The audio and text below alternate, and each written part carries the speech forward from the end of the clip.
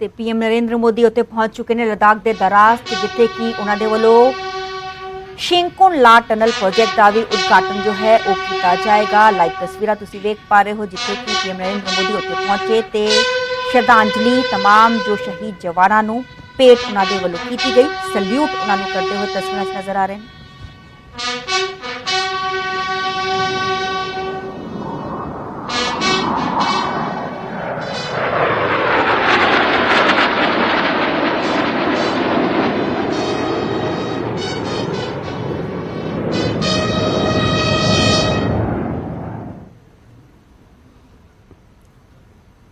ਤੇ PM Narendra Modi war memorial ਉੱਥੇ ਪਹੁੰਚ ਚੁੱਕੇ ਨੇ। ਕਾਰਗਿਲ ਵਾਰ ਮੈਮੋਰੀਅਲ ਹੈ, ਜਿੱਥੇ ਕਿ ਜੋ इंडियन एयरफोर्स के जो हैलीकॉप्टर्स ने फाइटर जहाज ने कितना कितने गश्त करते हुए भी दिखाई दे रहे हैं, क्योंकि लाइन ऑफ कंट्रोल की जैसी गल करिए तो line of control actually 2 kilometre महज कुछ ही दूरी सुरक्षा के पुख्ता इंतजाम जरूर किए गए होने ने, क्योंकि कुछ ही देर पहला तकरीबन 5 से 7 मिनट पहला PM Narendra Modi Kargil war memorial पहुंचे।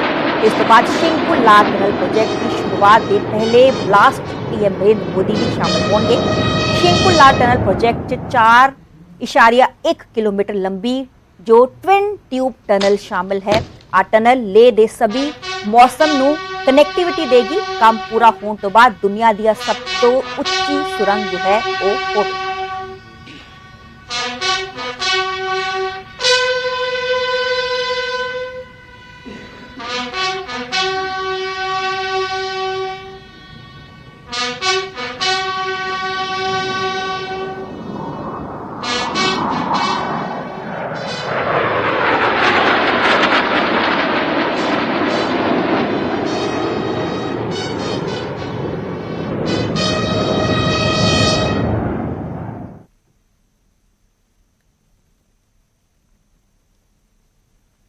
ਤੇ ਕਾਰਗਿਲ ਵਿਜੇ ਦਿਵਸ ਦੀ 25ਵੀਂ ਵਰ੍ਹੇਗੰਢ ਪੂਰਾ ਹੀ ਦੇਸ਼ ਮਨਾ ਰਿਹਾ ਹੈ। ਜਾਬਾਜ਼ ਸ਼ਹੀਦਾਂ ਨੂੰ ਯਾਦ ਕੀਤਾ ਜਾ ਰਿਹਾ ਹੈ। ਸ਼ਰਧਾ ਦੇ ਫੁੱਲ ਜੋ ਨੇ ਉਹ ਭੇਟ ਕੀਤੇ ਜਾ ਰਹੇ ਨੇ ਤੇ ਹੁਣ ਪੀਐਮ ਨਰਿੰਦਰ ਮੋਦੀ तमाम ਤਸਵੀਰਾਂ 'ਚ ਨਜ਼ਰ ਆ ਰਹੇ ਨੇ। ਵੇਖਿਆ ਜਾ ਸਕਦਾ ਕਿਤਨਾ ਕਿਤੇ ਜਾਣਕਾਰੀ ਹਾਸਲ ਉਹਨਾਂ ਦੇ ਵੱਲੋਂ ਕੀਤੀ ਜਾ ਰਹੀ ਹੈ।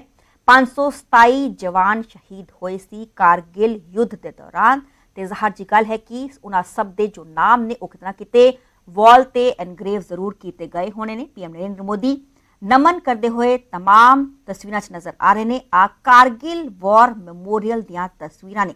एक पासे दिल्ली च भी वॉर मैमोरियल है, जिथे कि राजनाथ सिंह जो रक्षा मंत्री ने उन्हां दे वल्लों भी पूरे तमाम जो शहीद जवानां नूं शरधा दे फुल जो भेट कीते गए सी ते उत्थे जो हैलीकॉप्टर्स दे वल्लों मैमोरियल ते जो मैमोरियल है वॉर मैमोरियल उत्थे गुलाब दे फुल्लां दी वर्खा भी कीती गई सी।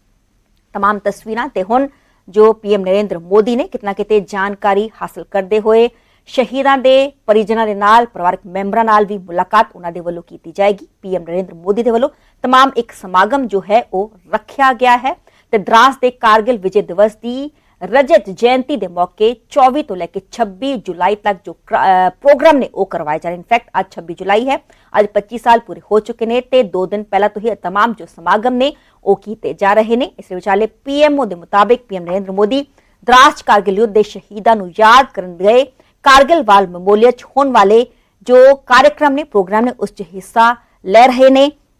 इस तो बाद शिंकुन ला टनल प्रोजेक्ट की शुरुआत उन्हां दे वल्लों कीती जाएगी ते इस दे लई पहला ब्लास्ट च पीएम नरेंद्र मोदी भी शामिल होंगे।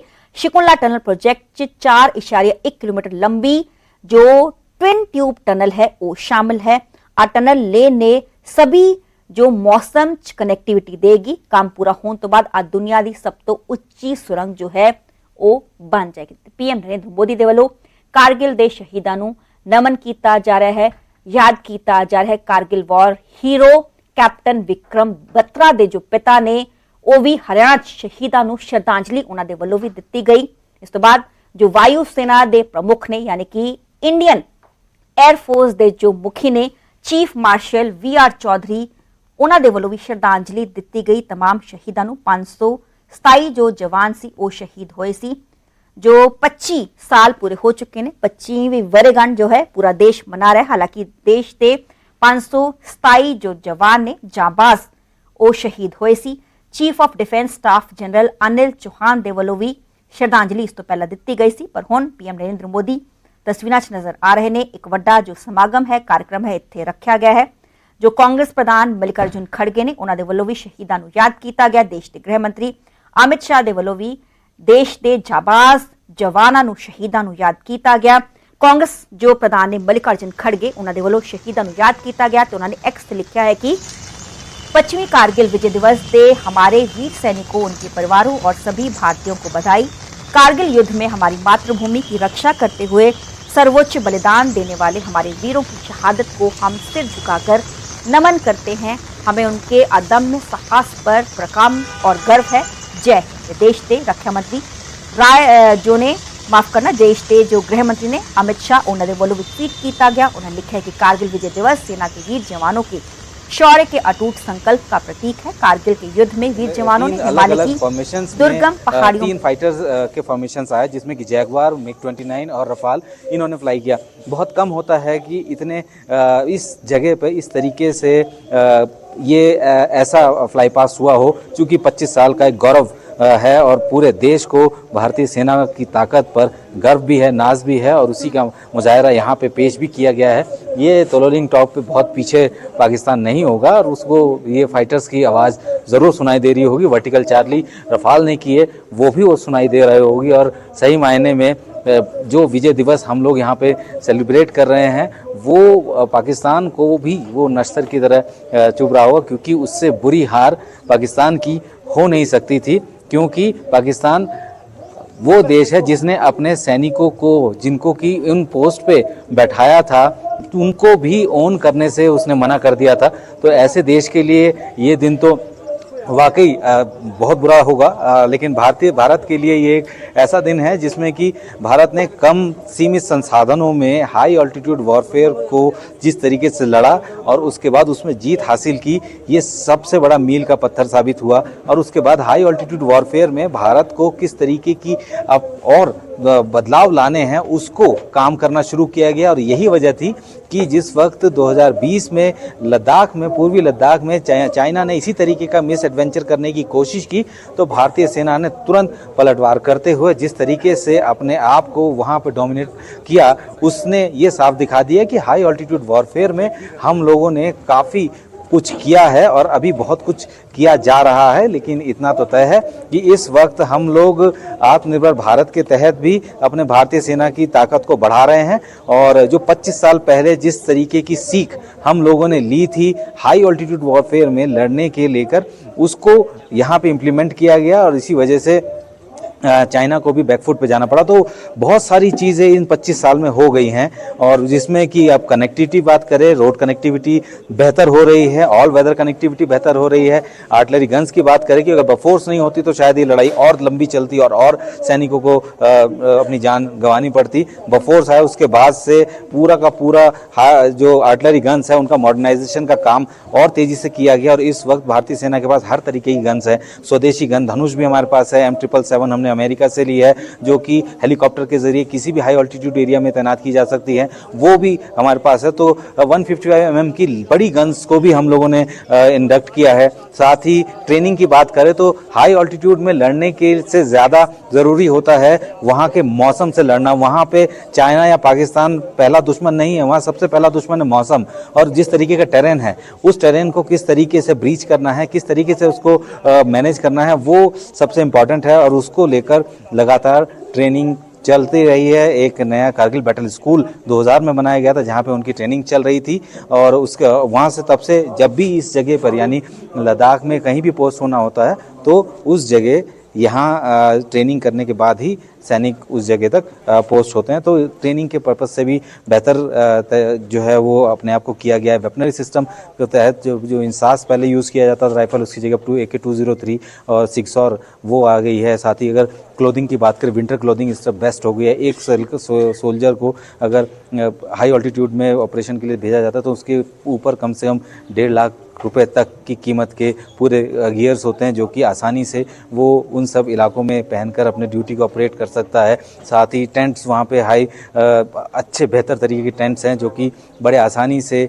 माइनस डिग्री टेम्परेचर में भी सैनिकों को वहाँ पे रखने के लिए कारगर साबित होते हैं, वो भी तैयारी की गई। साथ ही वो सारे पोस्ट जो कि सर्दियों में छोड़ दिए जाते हैं, अब वो उनको खाली नहीं छोड़ा जाता, क्योंकि पाकिस्तान ने जिस तरीके की हिमाकत की उसके बाद कोई भी पोस्ट खाली नहीं की गई। तो अभी बहुत सारी ऐसी तैयारियाँ, बहुत सारे ऐसे बदलाव पिछले 25 साल में हुए हैं, जिसकी वजह से हाई ऑल्टीट्यूड वॉरफेयर में भारतीय सेना आज की तारीख में सबसे बेहतरीन सेना के तौर पर जो है इस वक्त काबिज है।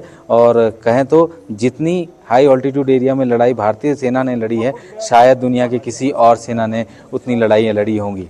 बिल्कुल, और अब उसी ऊंचाई के ऊपर आज टनल जो है उसका शिलान्यास यहाँ प्रधानमंत्री नरेंद्र मोदी करने वाले हैं। संदीप, इसके पहले आप तीनों सेनाओं के कोऑर्डिनेशन की बात कर रहे थे कि बिना उसके करगिल हम जीत पाते, ये संभव नहीं था।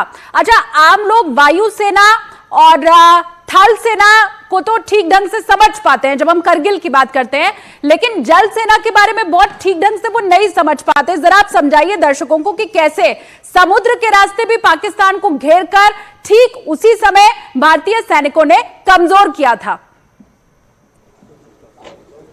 बिल्कुल, देखिए, एक तरफ तो ऑपरेशन विजय चला रहा था, दूसरी तरफ ऑपरेशन सफ़ेद सागर शुरू था। तो उसी तरीके से, क्योंकि पता था कि वॉर जो है एस्केलेट हो सकती है, इसीलिए उस वक्त भारतीय नौसेना ने भी अपने एक ऑपरेशन को अंजाम दिया था और उसमें उसको जो अरब सागर के एरिया है वहाँ पे डिप्लॉयमेंट को बढ़ाया था। तो बेसिकली एक डेटरेंस होता है अगर वॉर एस्केलेट करती उस वक्त, क्योंकि पाकिस्तान ने इस वॉर को कभी एक्सेप्ट नहीं किया। उसका ये कहना है कि हमारी तो फौज थी ही नहीं, जबकि सारे सबूत मिले हैं। निशाने हैदर जो वहाँ का एक जो आर्मी का अफसर था जो कि लड़ता हुआ था भारतीय सेना के अधिकारी के रिकमेंडेशन पर ही वो अवार्ड उसको दिया गया था, जो कि पाकिस्तान का सबसे बड़ा अवार्ड था। तो वो सारी चीजें एक तरीके से एकजुट होकर करते रहे। और अभी फिलहाल जैसे अपने नौसेना की बात की, तो अगली जो भी कॉन्फ्लिक्ट है वो समंदर में ही है और उसी हिसाब से भारतीय नौसेना भी अपनी तैयारियों को पूरी तरीके से अमली जामा पहना रही है। लौटते हैं आपके पास, अपडेट आगे भी आपसे लेते रहेंगे। तस्वीरें भी लगातार दर्शकों को हम दिखा रहे हैं कि कैसे प्रधानमंत्री नरेंद्र मोदी करगिल वॉर मेमोरियल जब पहुंचे या उन्होंने शहीदों को नमन किया, वहां जो गणमान्य लोग मौजूद थे उनके साथ मुलाकात भी हुई प्रधानमंत्री नरेंद्र मोदी की। और अब आगे का जो कार्यक्रम है उसके बारे में लगातार न्यूज़ ਤੇ ਪੀਐਮ ਨਰਿੰਦਰ ਮੋਦੀ ਦੇ ਵੱਲੋਂ ਜੋ ਹੈ ਕਾਰਗਿਲ ਦੇ ਸ਼ਹੀਦਾਂ ਨੂੰ ਨਮਨ ਕੀਤਾ ਗਿਆ, ਸ਼ਰਧਾ ਦੇ ਫੁੱਲ ਭੇਟ ਕੀਤੇ ਗਏ। ਹਾਲਾਂਕਿ ਕੁਝ ਹੀ ਦੇਰ 'ਚ ਇਸ ਸਮਾਗਮ ਦੀ ਸ਼ੁਰੂਆਤ ਹੋਏਗੀ, ਜਦੋਂ ਕਿ ਪਰਿਵਾਰਕ ਮੈਂਬਰ ਜਿਨ੍ਹਾਂ ਦੇ ਵੱਲੋਂ ਸ਼ਹਾਦਤ ਪ੍ਰਾਪਤ ਕੀਤੀ ਗਈ ਸੀ, ਜਿਨ੍ਹਾਂ ਜਾਬਾਜ਼ ਜਵਾਨਾਂ ਦੇ ਵੱਲੋਂ ਉਹਨਾਂ ਦੇ ਪਰਿਵਾਰਕ ਮੈਂਬਰਾਂ ਨਾਲ ਗੱਲਬਾਤ ਵੀ ਕਰਦੇ ਹੋਏ ਪੀਐਮ ਨਰਿੰਦਰ ਮੋਦੀ ਸਾਨੂੰ ਨਜ਼ਰ ਆਣਗੇ। ਤੇ ਇਸ ਦੇ ਵਿਚਾਲੇ ਪੀਐਮ ਨਰਿੰਦਰ ਮੋਦੀ ਦੇ ਵੱਲੋਂ वॉर मेमोरियल वेख्या जा सकता है। आ करगिल वॉर मेमोरियल है जिथे कि सैल्यूट करते हुए देश के जवान जो शहीद सी 527 जवानों के वलों शहादत प्राप्त की गई सी, उन्होंने सैल्यूट इन्हों के वलों किया गया। पीएम मोदी ने वॉर मेमोरियल का चक्कर भी कटिया।